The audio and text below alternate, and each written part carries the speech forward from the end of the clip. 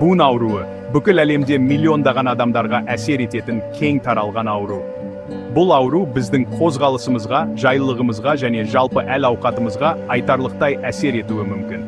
Ол ауырсыну, шаншу немесе қозғалысымызды шектейтін тұрақты құрысулар түрінде көрінуі мүмкін. Буын ауруының пайда болуына жас, жарақат және басқа да медициналық жағдайлар сияқты түрлі факторлар ықпал етуі мүмкін болса да, оның себептерін түсіну және табиғи емдеу әдістерін зерттеу бізге ауырсынуды басып, буын денсаулығымызды жақсартуға мүмкіндік береді. Біздің сүйектеріміздің күрделі байланыстары болып табылатын буындарымыз қозғалыс пен икемділік үшін өте маңызды. Олар шеміршектерден, сіңірлерден, байламдардан және синовиальды сұйықтықтан тұрады.